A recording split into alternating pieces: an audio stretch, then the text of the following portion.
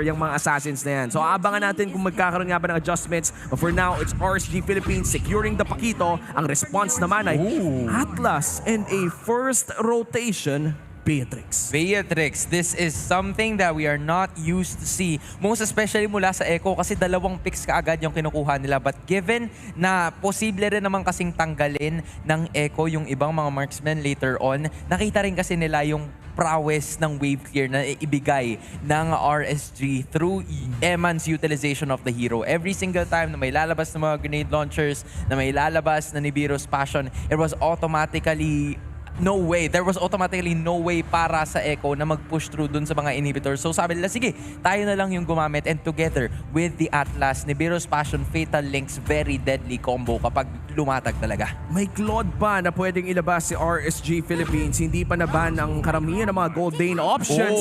But the Atlas and the Phoveus, ito na yung mga big adjustments na inaabangan natin. Ito yung sinasabi nating magandang sagot talaga when it comes to the Atlas. Mukhang hindi in-expect ng Echo or posible nga nilang isipin din na if magdidigi, dapat meron din tayong sagot. Yung Phoveus advance na nilang kinuha in case nga na mag-assassin yung Echo, may sagot na sila doon sa mga dash with the Demonic Force. So now, it's up to Echo. Ano kaya kukunin natin third pick? Ipaprayo nga ba natin yung XP lane as an answer doon? Kasi wala yung Esmeralda eh. Walang magpapahirap sa buhay ng Phoveus.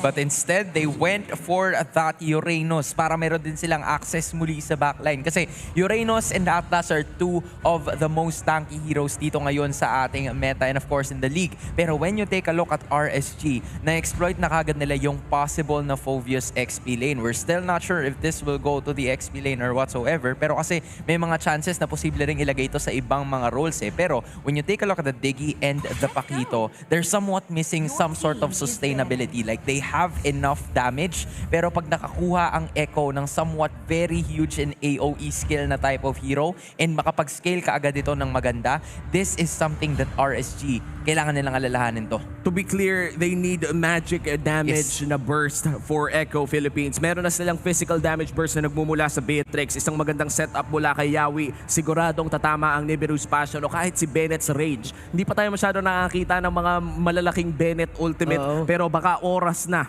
makita natin yon. And right now, Echo Philippines, tinatanggalan nila ng gold lane options ang RSG. And RSG on the other hand, hinihintay pa natin ang mga bans, pero may XP na, may gold and roamer, maybe the mid lane, but they choose the jungle instead. Si Carl TZ na ang tinatarget ban nila ngayon dahil wala pang hero na napipick para kay Carl. So now, dahil nga tinatarget nila yung heroes ni Eman, ito na nga yung Carry and Irithel ban. So very limited doon sa picks, pero surprising na yung Claude, hindi napapansin sa bans, hindi napapansin sa pick, and kanina yan yung pinaprioritize. Just because of the fact na posible silang dahil doon sa dalawang picks na meron pa sila, posible silang maka-counter doon sa Claude eh. Kasi Claude likes to go ahead and enter doon sa backlines para ma-release ka agad yung Blazing Duet. And ito ngayon, nakadepende sa dalawang pick ng Echo kung ano yung magiging sagot nila doon. So Lilia, ang magiging first answer nila doon sa composition given na may Phoveus din naman sa kabila. It doesn't really dash that much and Phoveus is gonna have a little bit of a hard time doon sa mga Demonic Force na gusto niyang gawin. Meanwhile, for the side of RSG, Eve ang kanilang tinanggal. So, that resulted to the Lilia pick. Farsa, Kagura, open pa para kay Aqua. Tignan natin kung roam diggy nga ba ang gagawin dito ni Light. Because still, pwede pang pumili ng position 4 in the Pakito and the Phoveus. Nakita na kasi tayo ng Jungle Phoveus and MPL S10. Pero hindi siya ganoon kasing sobrang effective. But looks like they're gonna lock in the Farsa and the Bruno. So it's a Bruno versus Beatrix matchup. Ang ganda nung pick-up sa Bruno kasi ito yung magandang sagot sa isang Uranus dahil kailangan mo yung malaking bawas talaga sa HP, hindi yung damage per second katulad ng Claude na paunti-unti yung pagkagat doon sa life bar. So itong critical hits ng Bruno, malaking factor siya para nga talagang maramdaman nito ni Sanford with the Uranus yung damage ng RSG later on. The question is, assassin nga ba ang pipiliin ni Carl? Or doon pa rin siya sa utility jungler na tatapatan niya yung Pakito dito ni Kay. Kaso may Diggy eh. Feeling ko damage mo na to eh.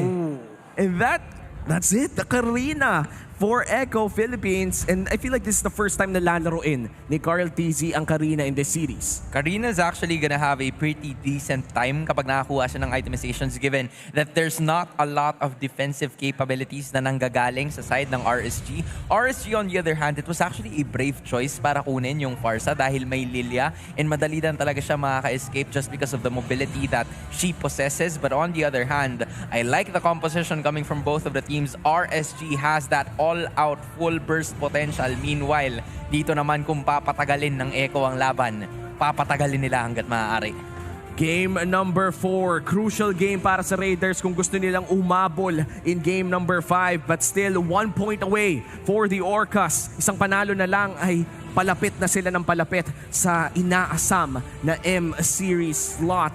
Finals lang po ang kailangan puntahan at sigurado nang makakapag-compete ka internationally. Let's enter game number 4. Anong may expect natin sa early game? Expectations for the early game is yung aggressiveness na manggagaling dito kay Carl TZ. Lalo na ngayon, kung mapapansin natin, Diggy and Bruno, sila ngayon na magtutulong doon sa baba to give immense pressure to Benny QT para makalamang sila in the laning phases. But when you take a look at it, Sanford and Nats this time around, crucial din yung mga ginagawa nila. Sila yung nagsisimula ng mga laban from the early points of the previous games. At yun din ang kailangan nilang gawin at this point. So far, very standard rotations mula sa ating mga junglers. Pakito, high and dry para kay Demon Kite. So mag-expect tayo ng malaking damage burst mula sa kanya. And so far, ito na yung strategy na nabanggit mo kanina, Sandy. Yung Diggy Bruno. Yung hindi natin napansin, kaya pala sila kumuha ng Diggy tsaka Bruno, aside doon na sa bawa sa isang Uranus, gagawin nila yung usual ngang ginagawa doon sa Gold Age na alaga na parang 1-2-2 setup na naman. Pero wala silang idea. Si Yawi nakaabang lang din doon. Plano ding alagaan si Benny QT. Ang ibig sabihin nito, medyo babagal ang pace ng ating laro dahil hindi masyadong iikot ang mga roamers at aalagaan nila ang mga gold laners nila. And this puts pressure sa upcoming team fights dahil yung inalagaan mo, kailangan manatiling buhay yan in a team fight. This is the certain adjustment na kailangan ng dalawang kupunan later on. And you're taking a look at Light, di ba? Naglalagay siya ng bomba doon sa mismong brush from that point on. And kapag saluhin ni Yawi yan continuously, syempre makukuha niya talaga yung major damage. And in less than 20 seconds, kapag wala silang setup, and most especially Yawi hasn't reached level 4 just yet, hindi sila makakapag-initiate ng Fatal Links na gugustuhin mo sana in the early portions of the game. Lalo na that you have Sanji with the Lilia. Early game spike ang inaasahan dito ng Echo. Meanwhile, for RSG Philippines, they're just getting in position. Standard, gaya ng nasabi mo. Sanford and Nats, parehas ng level 4 pero itutuloy kaya nila ang laban na to even before the turtle is started. Nats medyo na dumudugo na with the Sanji burst down. Half HP on this turtle, mukhang Echo ang makakasecure. Uy, level 4 si Yawi dito. So anytime, pwede nga bigyan yung Fatal Links. Pero Carl TZ, easy take on the turtle ay hindi na nagtangkang lumapit pa yung RSG Philippines upang kumontest. First turtle of the game going to the hands of Echo, and this is good for their snowball considering si Carl TZ ay nagra-rock ng Karina. Alam natin na kailangan niyang makakuha ng mid-game power spike. So this is Sanji and Sanford giving space para kay Carl TZ na makakuha ng kanilang mga objectives. You're taking a look at Sanford and Sanji doon sa may bandang itaas kanina na ginugulo lang talaga yung 4 na members of RSG Philippines because they were making the rotation para makuha din yung position nila para makakuha ng turtle. But unfortunately for RSG, hindi nila nagawa yon. Echo, nice, secure, malinis ang pagkaatrabaho, no casualties in return. Ito yung kagandahan sa ginagawa nila Parang willing yung RSG Philippines na i-trade yung other lanes as long as naaalagaan si Eman. Yep. And ganun yung ginagawa nila ngayon at madalas pa ngang umiikot si Demon kahit dito sa may bandang ibaba. Pero hindi rin naman pumapayag yung Echo na basta-basta na lang mamain si Benny QT. Kaya kanina pa natin nakikita dito si Yawi na wala gaano doon sa mga teamfight. Kumbaga alalay-alalay lang. Kumbaga may sariling mundo yung mga side laners natin. Nagkakatan sa XP pero si Sanford makakapag-ulti, makakalayot, makakapag-regen again. May sariling mundo yung mga tao sa gold lane at mga tao sa XP lane at wala masyadong nangyayari. Kung kanina puro team fight, ngayon naman walang nangyayaring labanan. Napagod, nilabas na kanina lahat. Inuubos na talaga pero yung attempt ni Yawi doon na burn yung ultimate niya, yung Fatal Links, pati na yung Flicker. So for the next turtle fight, aasahan ng RSG Philippines na walang possible setup na pwedeng gawin yung Echo. for the next 2 minutes din, wala sila maaasahan na gulpe de gulat strategy just because of that Fatal Links Flicker combo. Pero this is very methodical for both of the teams. Kita mo, Echo gets the lead in terms of the economy kasi siyempre sila yung nakakuha ng turtle mula kanina pero magbabago kaya ang ikot ng ating bola just because of this turtle fight. Sanford tatangke ng konting damage para sa kanyang passive. And so far, isa lang ang mahuhuli sa Astros High. Here comes Aqua with a feathered airstrike. Wala pa namang mahuhuli. Ibang klase yung burst dito ni Sanji na napilitang Ayun umuwi na. yung isa pero Demon Kite secures sa turtle.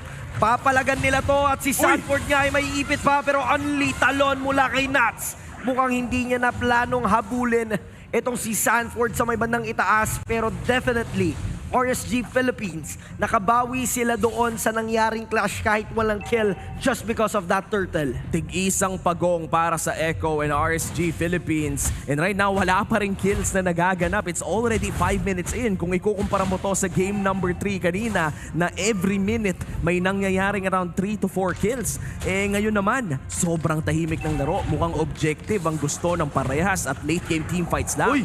Sobrang iba. Flicker ni Light. Respect. Yun na nga eh.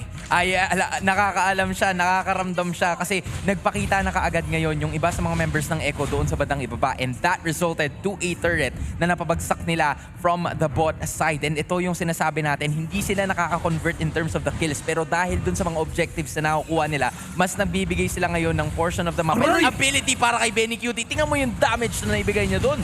Bennett's Rage nagpakitang anyo na and RSG. They have to back off. Light and Eman, actually Light and Aqua dumugo sa sequence na yon. Yung delay animation ng ultimate na yun, usually maiiwasan mo pa eh.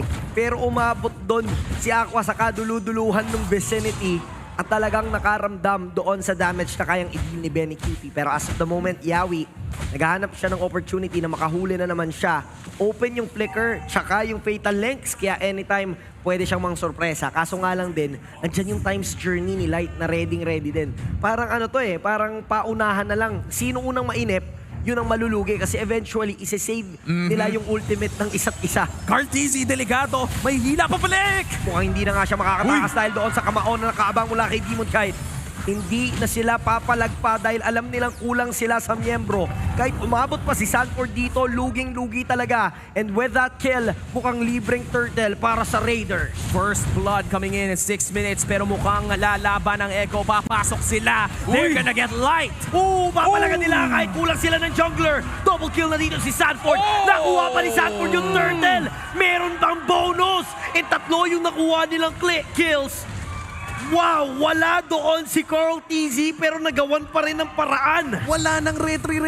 Hindi kailangan ng Echo. Nakanakaw ng isa pero Eman! Nagwawala na sila at mukhang babawi na naman dito sa gitna. RSG Philippines and Echo sa buong seryeng ito, laging may bawi. That was a good punishment coming from RSG Philippines. Pero kung babalikan natin yung laban na nangyari kanina, the X-Factor, Sanford, siya na naman ang nagbigay ng paraan at daan na para sa mga members ng Orcas para makakuha ng panibago nilang kill eh. And from there, kasi parang domino effect na lang yung nangyayari. Nakakuha sila ng turtle, nakakuha sila ng panibagong kill, and then a lot of turrets went down in the process in the same way. Alam mo, excited na ako para sa Echo mic check eh. Anong shot call yun? Patay jungler natin, tara contest. Pero gumana. Grabe, yung confidence dito ng Echo, usually nga, yun nga talaga yung basa mo doon. Pagdating sa wala kang jungler, big objective, back away kayo, antay ulit kayo ng moment. Kumbaga, bigay na lang. Pero Libre na eh. grabe, sobrang tapang nila ngayon. So yung RSG Philippines pa nga ang medyo pinned down. Around 4K. Papuntang 4K gold lead na ang hawak ng Echo just because of that moment. Kaya naman ngayon, kailangan mag-antay ng RSG Philippines ng perfect moment. Hindi din nila nagawang gamitin yung advantage ng Diggy Bruno combo kasi wala pa silang nababasag na torre. Grabe din kasi yung ginagawa ng Echo dito with its almost a 4K gold lead. Yung wave clear na meron sila, sinasabay nila with the Renner. Bennett Renner yung ginagamit eh. Bennett pang clear, Renner pang push. And this is like a new strategy for playing this Beatrix. Anto, rocket launcher naman ang ginagamit ng Echo. Nabanggit to ni Midnight from a while ago eh, na yung Bruno is a walking objective Destroyer. Pero kung tutuusin, hindi makalapit si Eman because Echo isn't giving enough space para sa mga members ng Raiders para doon sa Bruno and Diggy combo para ma-execute nila yung plays na meron sila. Kaya ngayon, naiipit yung RSG Philippines. Hindi sila masyado makakontest just because there's not a lot of ways para makapasok sila. Hinuli dito ni Yawi si Demon Kite pero andyan agad si Light para iligtas ang kanyang kakampi.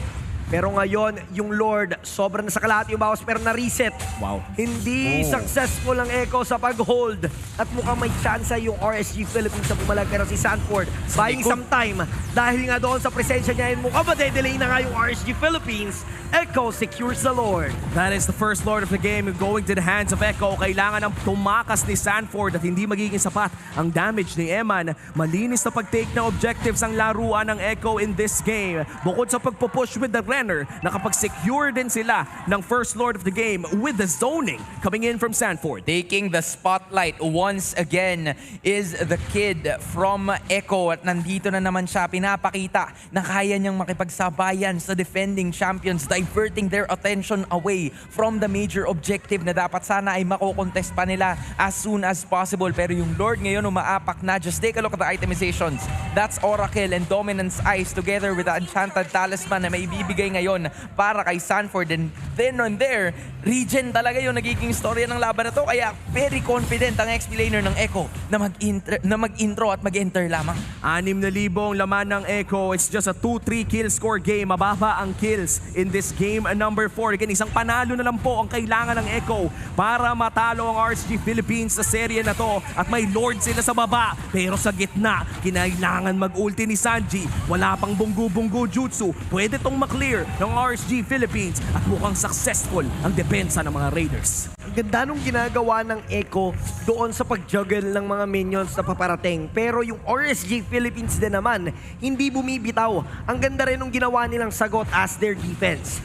Good defense coming in from the side of the Raiders. But how will they be, or gano'n nila katagal i-keep up yung pressure na naibibigay sa kanila ng Echo? Dahil ngayon ay nakuha na rin ng Echo yung purple objective na dapat sana ay mapupunta kay Demon Kite and the rest of the members of RSG. Nandun na rin yung damage na maibibigay mo kay Nats. Fortunately for him, naka-build up siya ng defensive item na makakatulong sa kanya later on. But he, or Nats rather, will also be the one na posibleng magsimula ng laban given that Demonic Force, gaya na nga ng nasabi mo kanina, is a hit or miss strategy para sa Raiders. Unti-unti nang sinasakal ng Orca ang RSG Philippines. Nanakaw ang dalawang buff in this rotation at kinokontrol na talaga ng mga Orca ang mapa. Unti-unti na nilang kinakain lahat ng resources inside the entire land of Dawn. 40 seconds from now, lalabas na ang Luminous Lord. Kailangan makuha to ng RSG Philippines kung gusto nilang i-equalize at mahirap to ibigay dahil 8k na ang gold lead ng Echo. One big team fight can end this for them.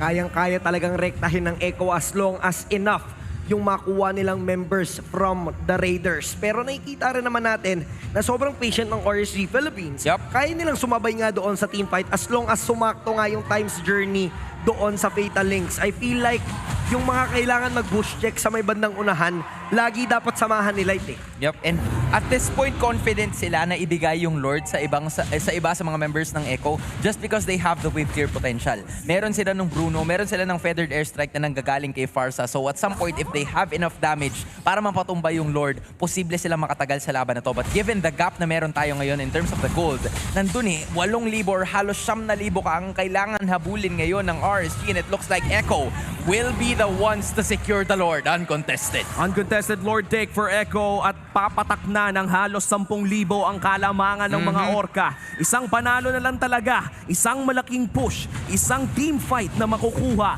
Echo, palapit na ng palapit ang kanilang upper bracket run. This is the first time na makikita natin ang Echo lagpas ng play-ins at ang ganda ng pinapakita nila ngayon. Ito na nga ang inaantay nila. Pagsabay-sabayin lang yung waves. They have the Luminous Lord at kumpleto rin yung arsenal nila na pwedeng bitawan. Walang on cooldown, yung retry lang talaga ni Carl Easy. So pwedeng gawin ni Yawi yung madalas niyang pinaplanong conceal, flicker, fatal links. Kailangan maging maingat ng RSG Philippines. Most especially with the itemizations na meron ngayon. Si Benny Cutie fighting from a distance. Blade of Despair, Malefic Roar, Wind of Nature para makaligtas. At nandun na naman. Black Shoes, although nagamit ka agad. Na-burn na dito yung Feathered Airstrike. Wala na rin yung Black Shoes. So ito yung trading nila. Even yung ultimates nagkakaroon lang ng palitan. Umampas na yung Lord. Sama-sama sila ditong papasok. Pero mukhang nakaabang lang din naman si Benny Cutie. Pwede siyang bumitaw dito ng kanyang mga skills. Pero si Sanford ang magsusoak up ng damage. Yawi with a concealed play. Andito na ngayon pag-aabang niya. Mukhang inaantay niya lang na magdikit-dikit yung mga kalaban. Pero si Benny Cutie ang aabutan ni Nats. Kaso nga lang po, protektahan siya ni Carl Tizzy. And hindi Feather Air Strike. Sanford is low. Carl Tizzy and Sanji as well. Pero andyan yung bola-bola. Eman with a kill. Crucial kill coming in from Eman. Another successful defense for RSG Philippines. Nadepensa nila ng isa lang ang bumagsak na inhibitor turret. And ito grabe yun kasi 10,000 yung lamang ng Echo, nakapagdepensa pa rin sila. Nakapagdepensa pa rin sila just because of the crits na naibigay doon ni Eman at this point. Unti-unti nilang naalagaan from the early portions of the game. When you take a look at it, yes, 3v3 yung kills na meron tayo ngayon in terms of the kill count. Pero naalagaan ng mabuti yung ng RSG itong si Eman. Kaya naman ngayon, siya ang nag-dish out ng enough significant advantage given na meron siyang endless battle to at least boost that basic attack na posibleng manggaling for the rest of the members of RSG. Meanwhile, for Echo, it's still gonna be the same thing. Lamang pa rin sila ng halos 10,000 15 minutes into the game, which is why it's crucial for them to be able to finish this game bago pa makahabol ng Raiders. Si Sanji talaga ang punteriya ng RSG Philippines. Mapa-feathered airstrike, mapa-focus fire. Si Eman, hinahanap si Sanji. Isa sa mga pinakamalambot na pwede talaga nilang patayin pag na-bait out na yung Black Shoes. Ang laking lugi na para sa Echo. Hindi mo masyadong nararamdaman yung 9K gold din, pero si Nats dumudugo na. Sabi ni Sanji kanina pa kayo, ayun tuloy, nakabalik pa. Black Shoes lang ang kanyang gagamitin para makatakas sa sitwasyong iyon. Pero 10 seconds na natitira bago mag-spawn ang next Lord. Mukhang malabong makalapit ang RSG Philippines dahil nga doon sa danger na pwedeng ibigay ni Yawi with the Fatal Links. Pero mukhang willing silang i-take yung risk at nagsasama-sama sila. Dahil nga naman may times journey, tara, pasukin natin, silipin natin yung Lord. Ito na nga, Lord, hihilain ni Echo. Echo already starting it with a 3/4 HP. Medyo mabilis to with the Carl Tizzy Demon Slayer emblem. Kahit 0-1-0 to, napakasakit niya against the Lord. Nats, naghahanap na ng angulo si Demon Kite. Pwede mag-double dash to. Ito na ang pinaka-crucial na Lord. Sino nga bang makakapag-secure? Bennett straight na, gamit na.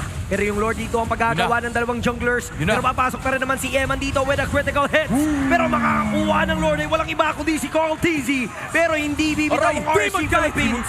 Kukuha ng kill dito si Demon Kite. Ito ang bawi nila. Kill, palet sa Lord. Double kill na dito si Demon Kite. Ngayon ay napapasmile na talaga siya. Pero si Benny Cutie tahimik lang. Nag-aabang kung sino ang pwede niyang tirayan at mukhang hindi na nga sila papalag. RSG Philippines with the kills.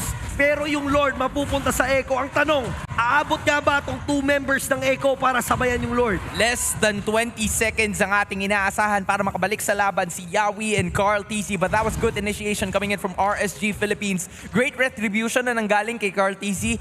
Kaya nasa kanila pa rin yung momentum for the side of Echo, which is why the rest of the members of RSG dumedepensa pa rin. Pero yung positioning talaga, si Nats na mag-uumpisa ng laban, tulong ng Mystery Shop as his emblem, nagkaroon siya ngayon ng itemizations, brave enough to deal enough damage, and now, depensa ang kailangan ng Raiders. Kayang dumepensa ng RSG Philippines in this 4v5 scenario. Kailangan lang agad nilang i-burst down yung Lord, pero makakahabol na si si Carl Tizzy. Palapit na ng palapit at si Yawi pwede mag-setup, walang natamaan. Walang nahuli yung Fatal Links at mukhang yung Lord madedepensa lang din kagad ng Raiders. Pero si Sanji bumalik sa loob.